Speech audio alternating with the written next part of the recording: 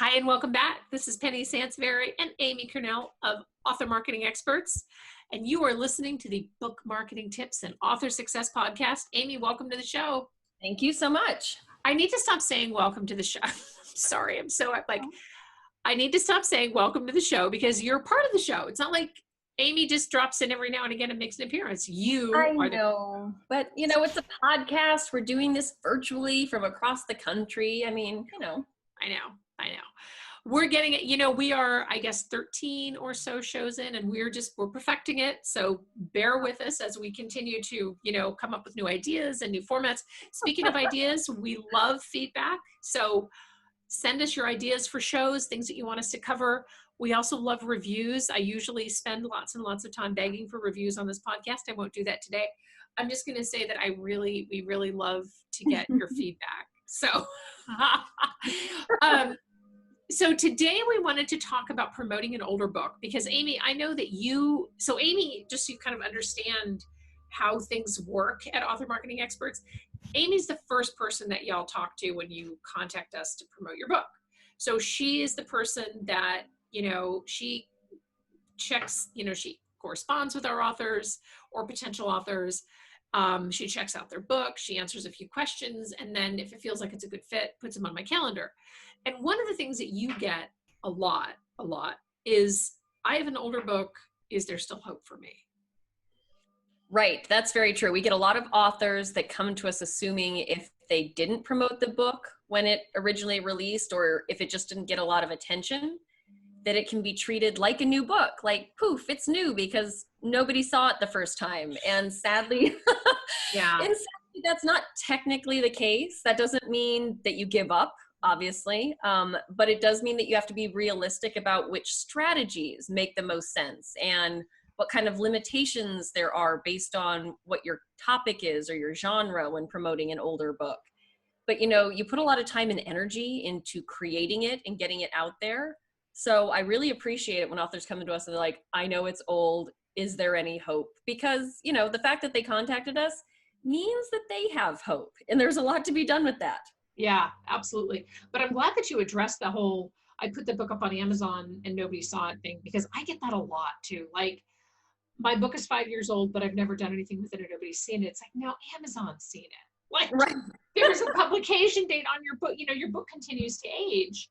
But let's define old, because I think that needs to be mentioned first, because there's old and there's old. And, and reasonably, like if a book is fiction, it doesn't age as quickly as nonfiction, which tends to get outdated quicker, but it's not true for all nonfiction. There are exceptions, correct?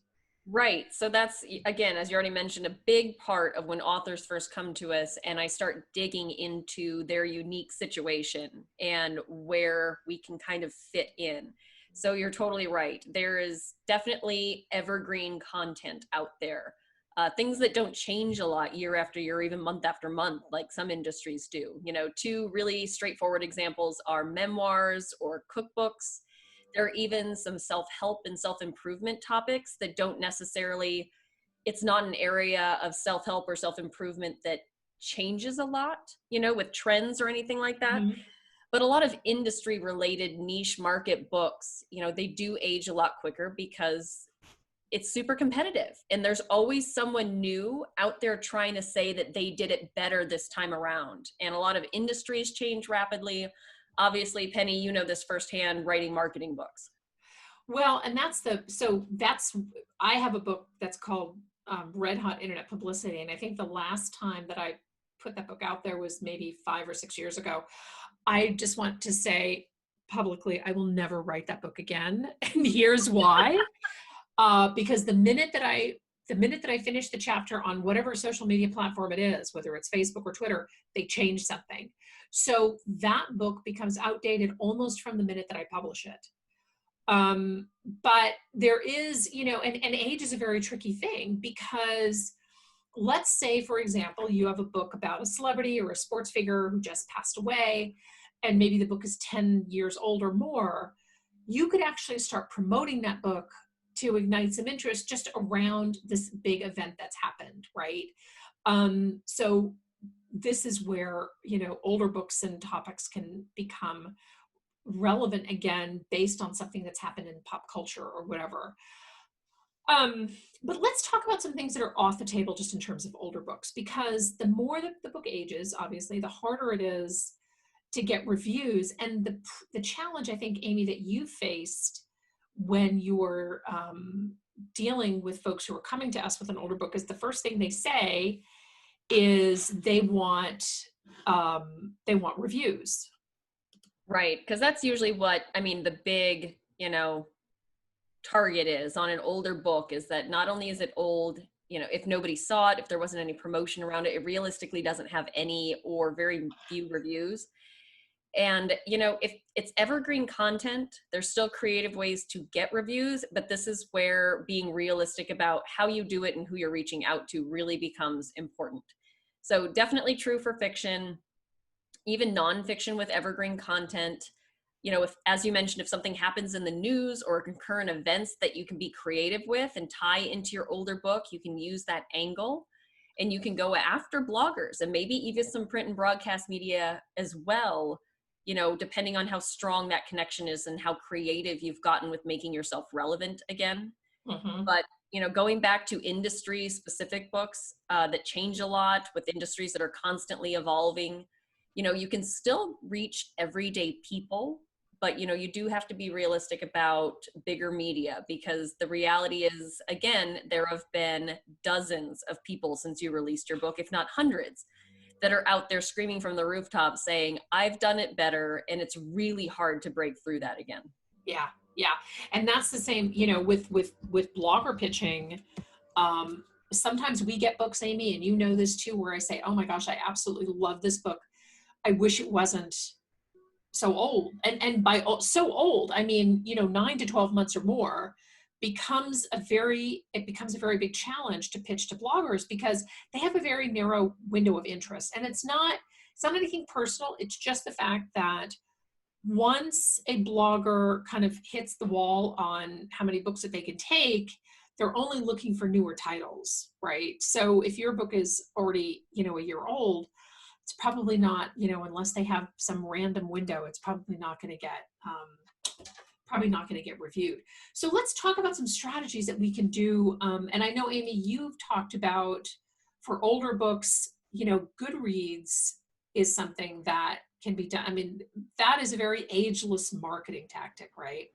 Oh yeah, there are no limits when it comes to Goodreads and your publication date.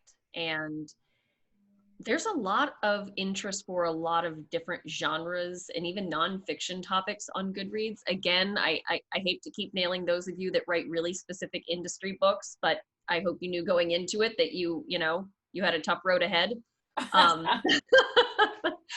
But it's true. But giveaways are a great way to get older books, not only guaranteed to get them in some new hands, but then just drum up exposure in general with a wider audience. And again, like you said, zero limitations. They don't care how old the book is, especially if you've got a really good cover, something that'll stand out, then it's a golden opportunity to tap into. Yeah, absolutely. And also things like ebook promotions work well, as do BookBub ads, which we're going to do another show specifically on BookBub ads. But those are also things that aren't necessarily time sensitive. And we love doing those for books that are a little bit older.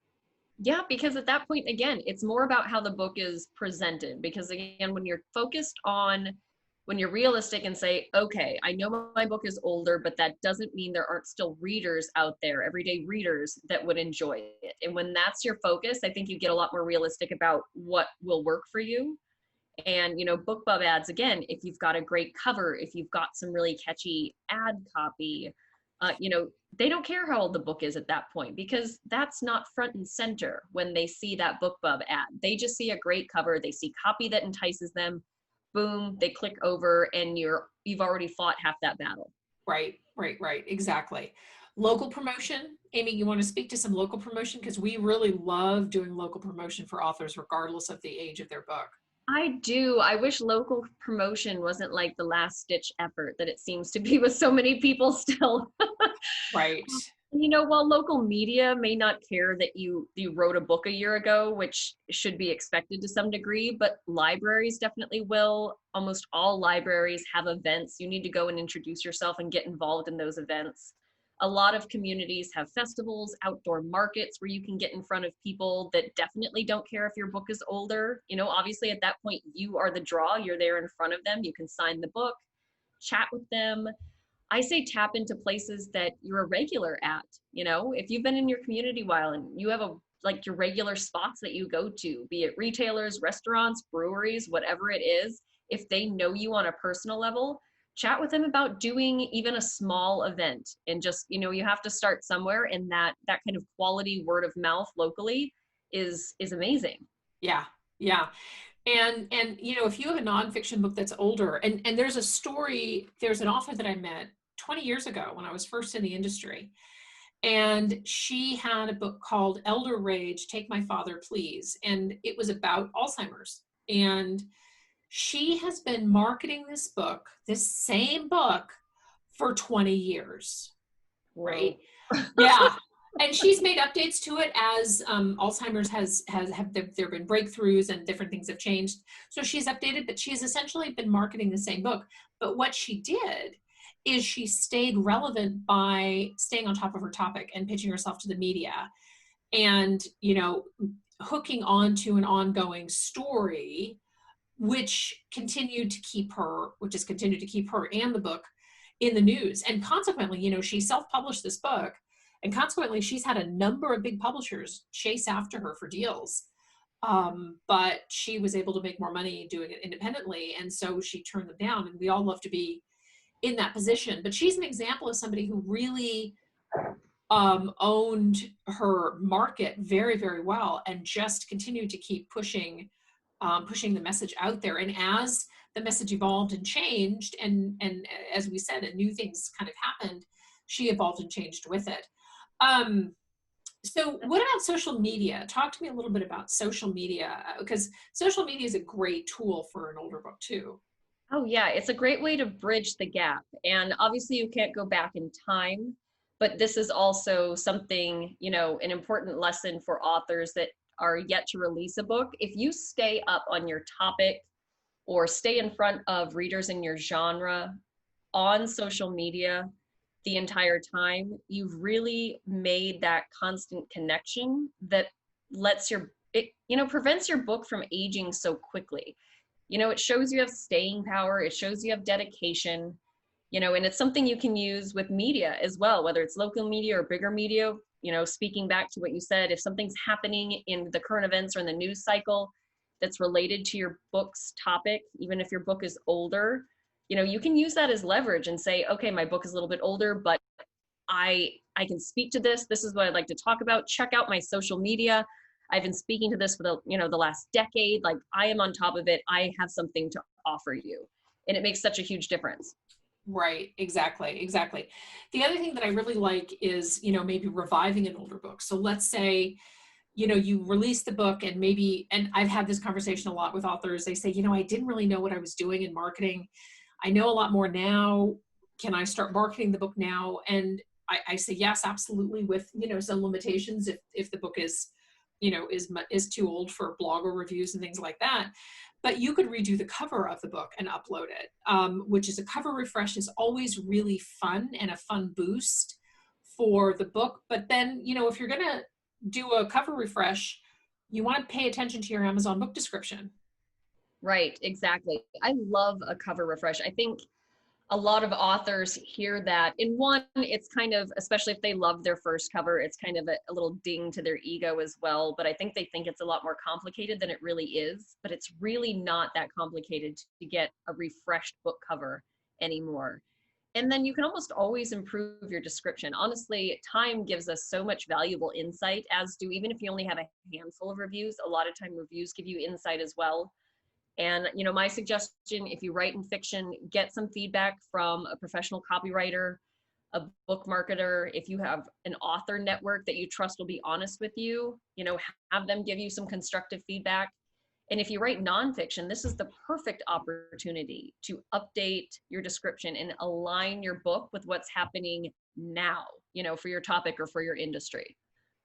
Right, right, exactly. And, the other thing is continue to get consistent reviews for the book. So we talked about in the prior show how it's important to build up a mailing list. And that mailing list, many of you probably have a mailing list and you're thinking, what am I going to do with these people? Like I write to them once a month or whatever. When was the last time that you asked them for a review? So the thing of it, there's a psychology to consistently getting current reviews for books that are older. The book is perceived to be newer, even though it's maybe a year or two or more older, if you continue to get reviews. But whereas when you have a book that's older and the last review came in 5 years ago, it's like, well, nobody's coming to this party anymore, right? So it's just that kind of that mental thing. Exactly. Yes. If I see an older book, I really actually don't care as long as it has recent positive reviews. That book has staying power. It's still relevant. Honestly, at that point, the publication date does not matter to me whatsoever. Yeah. But if I go to a book page and nothing's been done on it for over a year or more, even, it kind of shows me that it fizzled out. Maybe the author fizzled out, maybe people didn't enjoy it very much. And so people just stopped posting reviews in general. I mean, again, as a potential buyer, you have to keep in mind that these kind of thoughts go through their heads. So you have to be realistic. You got to keep those coming in. Right, exactly. And then, if you have, let's say, for example, you release the book, it's older, and you want to revive it ahead of the release of your next book, whether it's in a series or a standalone or whatever, you can do things like, I mean, Amy, you and I have talked about this, ebook promotions, et cetera, right? Oh, yeah. Again, back to the ebook promotion and BookBub ads. And y'all hear us say those together a lot because they really do complement each other so well. And it's something that you can set up often. You could do these once a month. You could do them on a pretty short time span as well, which is great. These are not strategies that you have to plan out months and months and months in advance, which is also really fabulous. But it all comes down to quality impressions. It matters how much exposure you get to buyers before they decide to actually click buy. So doing a little bit of work for your older title, all of a sudden, when you release your next book, you have people that are saying like, wait a minute, I recognize that author name. Or Yeah. if you write in a series or you've done some really smart branding with your covers, they will see similarities in your covers as well. And they'll say, I recognize this. There's something that triggers them psychologically. And again, at that point, you're halfway to the sale already. Yes. Just being top of mind. Yeah, I love that. I love that so much. So I hope that this show has been helpful in promoting an older book. Again, we welcome your feedback. Contact information is in the show notes. We would love a review.